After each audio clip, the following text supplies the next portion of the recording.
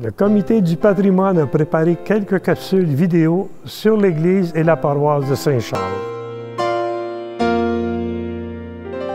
Aujourd'hui, nous recevons Bernard Bergeron.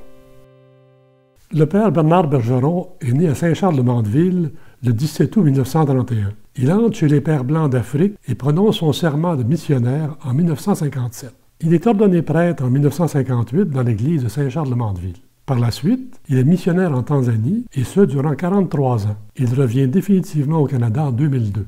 De retour à Montréal, il occupe ensuite diverses fonctions dans la communauté avant de prendre sa retraite. J'ai été baptisé là, j'ai été confirmé, j'ai été ordonné prêtre là. À un moment donné, c'était la première ordination qui se faisait dans la paroisse de Saint-Charles à ce moment-là. La famille, c'était une famille profondément chrétienne. Alors, l'Église, la vie de l'Église, ça faisait partie de la vie ordinaire.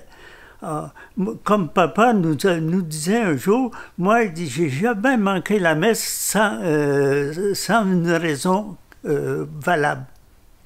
Alors, ça faisait partie de la vie, ça, l'Église. D'abord, c'était tradition. Nous étions 9 garçons. Et tous les garçons ont servi la messe. Alors, quand un passait l'âge alors là, c'est le suivant qui embarquait. Et puis comme ça, tous les garçons ont servi la messe durant le dimanche, parfois durant la semaine.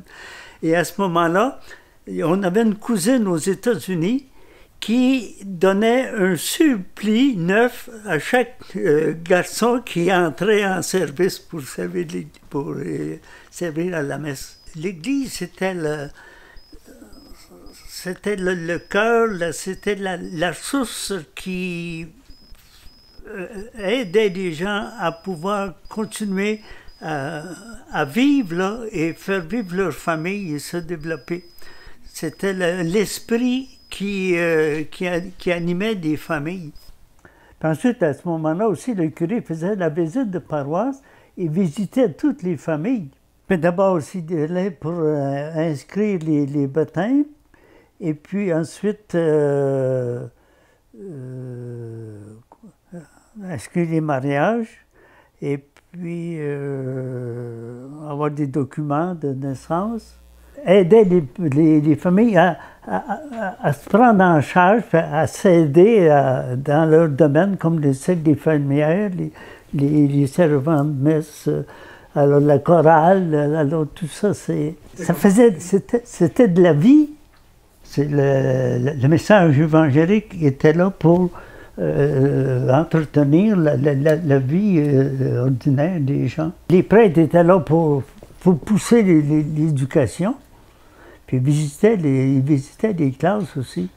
Le presbytère faisait partie intégrante du noyau paroissial et logeait le bureau de la paroisse. C'est là qu'on pouvait rencontrer le curé, prendre un certificat de baptême ou de décès, régler sa dîme, demander conseil, etc.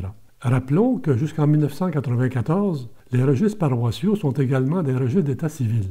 Le curé était généralement assisté par un vicaire et les prêtres étaient facilement accessibles à la population. Les gens, les malades, allaient le voir au presbytère pour avoir des conseils, pour recevoir quelques médicaments. Ensuite, il y a eu des mouvements aussi. Il y avait des enfants de cœur, les sectes des fermières. Tout ça, souvent, c'était inspiré par les prêtres qui étaient là.